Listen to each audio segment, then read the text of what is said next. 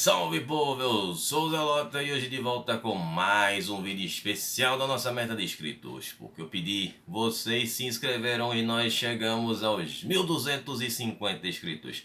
E no vídeo de hoje eu trago para vocês os lusitanos que venceram nossa última enquete contra os Pictos e estarão aí sendo representados, tiveram uma derrota na enquete anterior e voltaram com força total.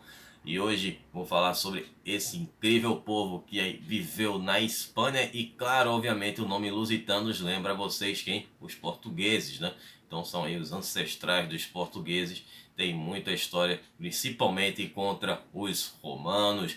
Foram ali 200 anos de resistência e com um dos nomes considerados como um dos maiores inimigos dos romanos, que foi o grande Viriato, que eu vou trazer aqui a história dele neste vídeo de hoje. E claro, falar sobre a história desse povo que vivia do lado oeste da Espanha e que foi trabalhoso de ser derrotado. Mas antes de começar, como sempre, peço a vocês que dêem um tapote nesse like, compartilha com a galera que ajuda demais o canal a crescer.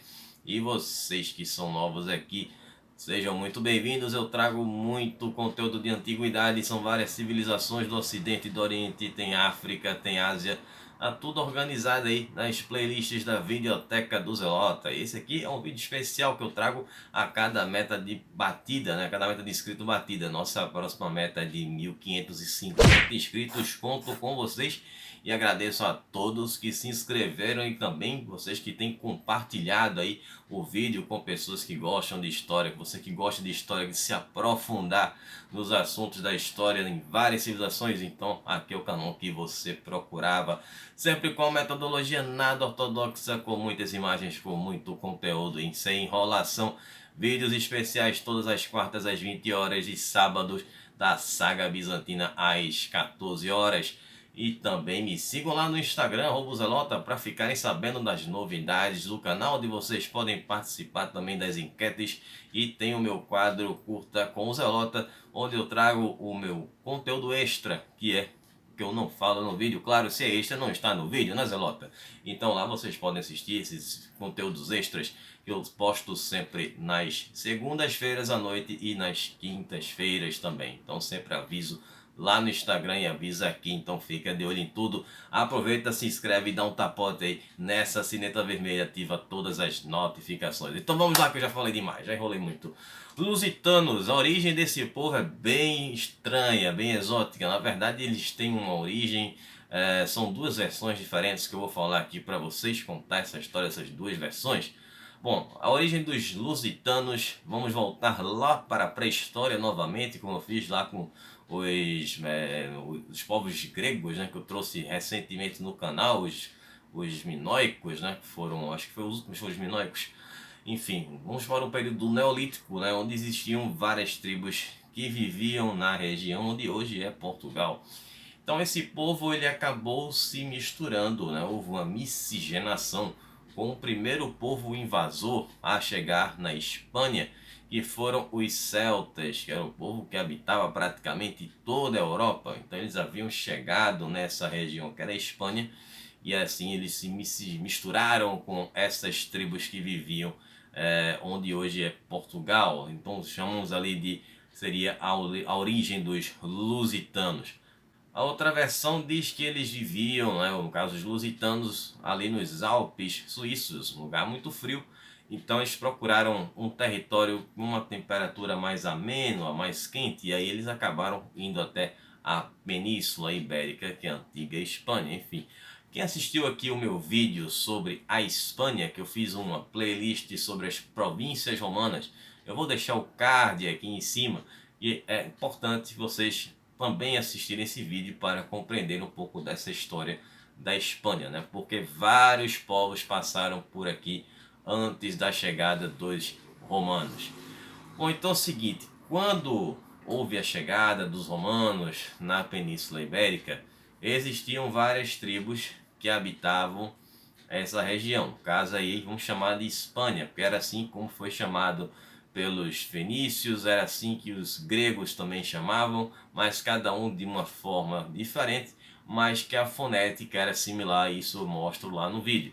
Inclusive foi o vídeo que eu fiz quando eu retornei de um período offline sem computador, né? Então voltei com aquele vídeo lá.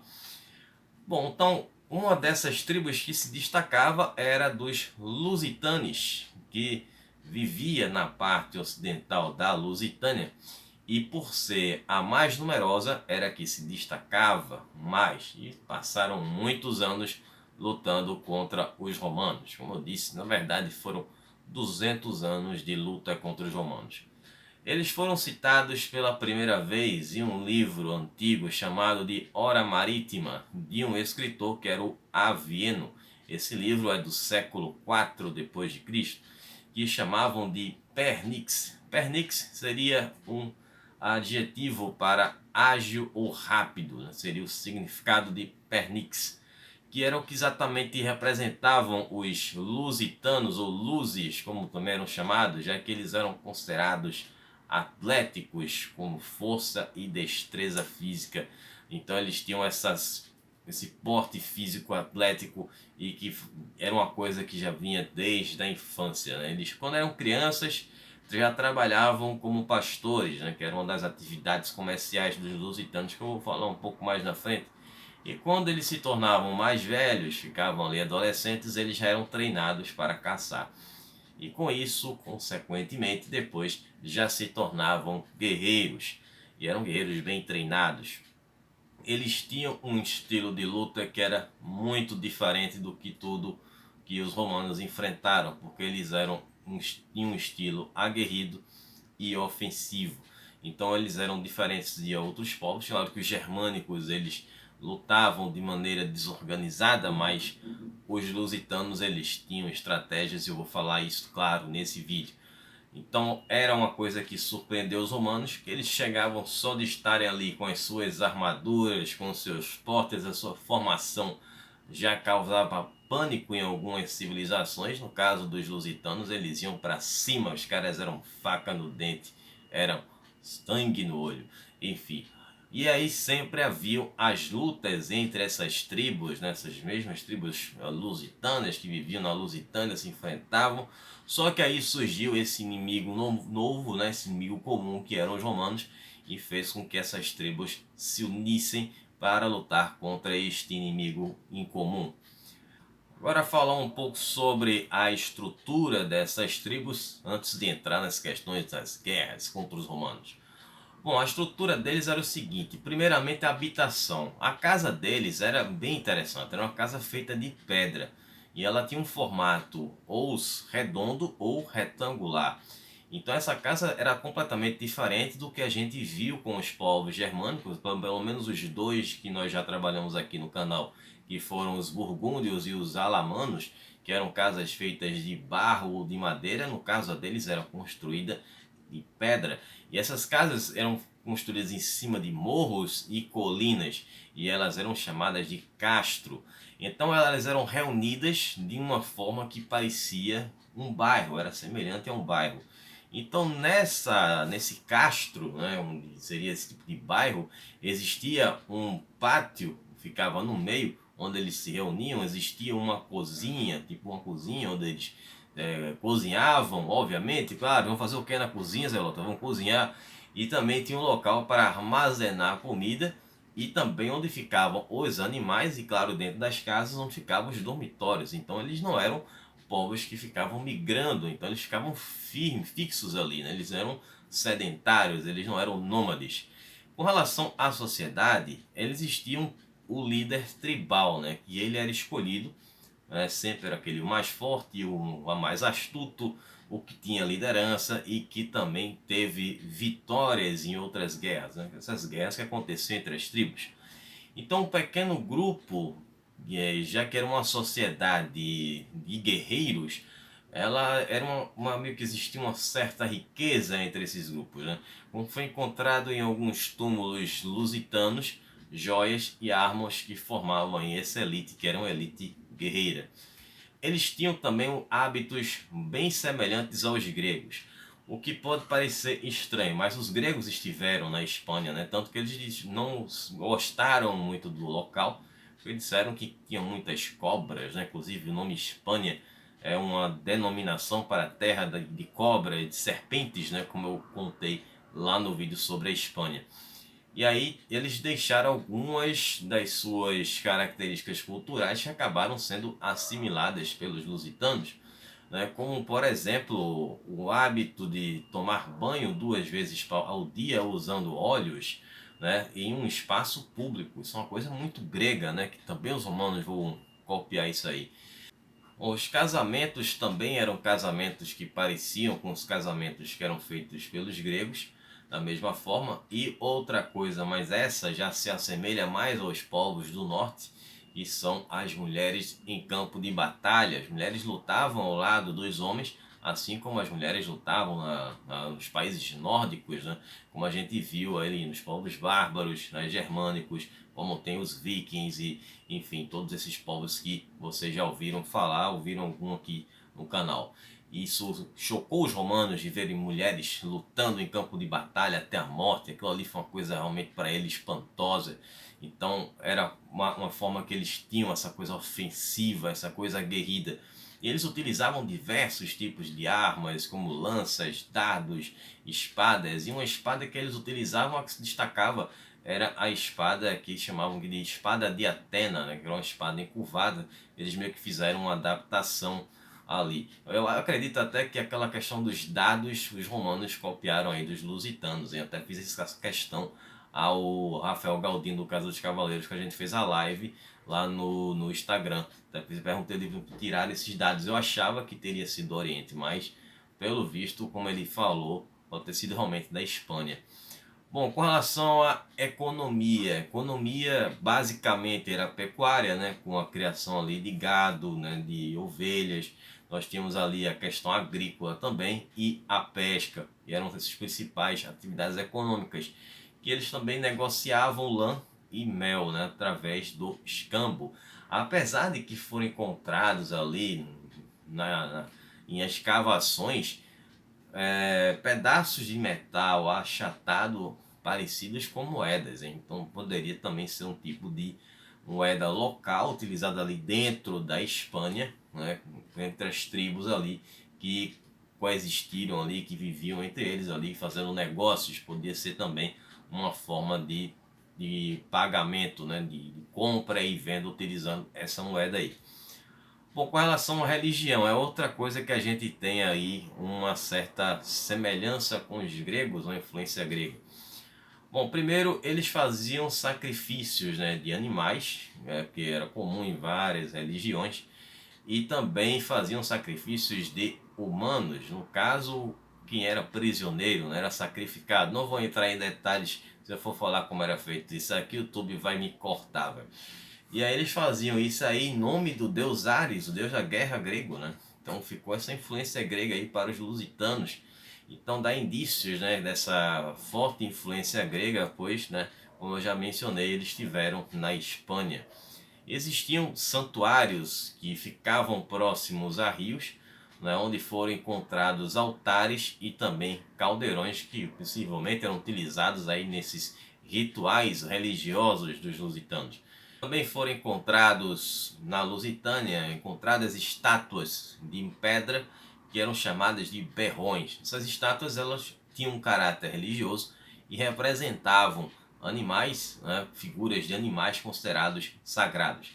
Tem um outro detalhe que foi encontrado em um castelo, né, em Portugal, que era chamado de Castelo do Malvizinho, que também é chamado de Castelo Mouro, né? Malvizinho justamente por conta dos mouros quando invadiram a Espanha, né? Eu falei sobre isso no vídeo da Espanha. E aí foi encontrado um desses templos nesse castelo, próximo a esse castelo aí conhecido como Castelo do Malvizinho. Bom, a chegada dos romanos. Agora vamos para a guerra, as batalhas aqui entre os romanos e os lusitanos. Os romanos foram chegando na Espanha e dominando tudo com muita tranquilidade, com facilidade, aquela superpotência, ainda era república, né? Então eles foram lá, dominaram o sul e o leste da Espanha. Só que quando chegaram no lado oeste, aí a coisa mudou de figura. Foi ali quando eles encontraram os lusitanos, né? Como eu já mencionei anteriormente, sempre lutaram entre eles.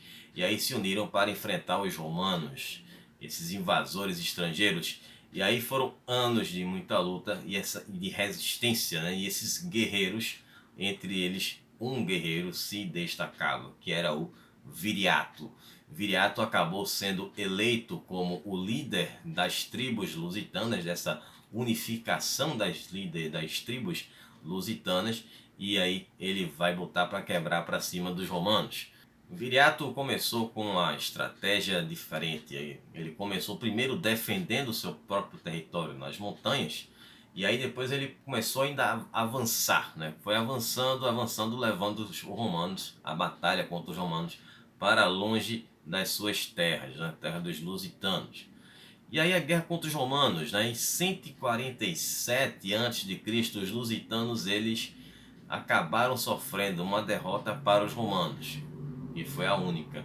E aí eles se renderam para as tropas de Caio Ventílio. Sempre os romanos mandavam um senador para comandar o exército, né? Tem senador que era metido a militar e ia nessas incursões aí para conquistas de território. Mas na época que os romanos mais conquistaram territórios foi na época da República ainda. Mas aí Viriato, ele não aceitou essa derrota. Claro, Viriato era um cara que lutava, era faca nos dentes, sangue nos olhos. E aí, o que ele fez? Ele não se rendeu, reuniu outras tropas e foi para cima do Ventílio.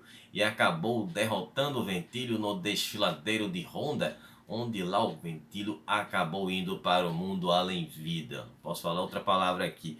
E aí Viriato conhecia bem o território, era a vantagem que os lusitanos tinham. Os romanos sempre iam para territórios desconhecidos, eles só tinham vantagem em lutar em campo aberto. Então Viriato percebeu aquilo ali e começou a levar os romanos, a batalha contra os romanos, para locais onde ele sabia que os romanos teriam desvantagem. Com isso ele saiu tendo uma sequência de vitórias.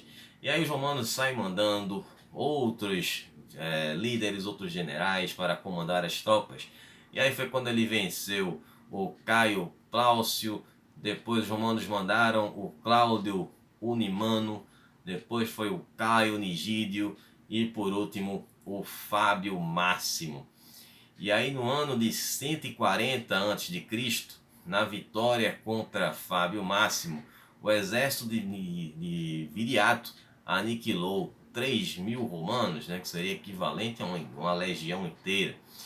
E aí o que aconteceu foi que o Fábio Máximo ele implorou pela sua vida, né, literalmente pediu pinico ao Viriato, e aí ele disse que se ele fosse poupado, ele garantiria a soberania dos lusitanos.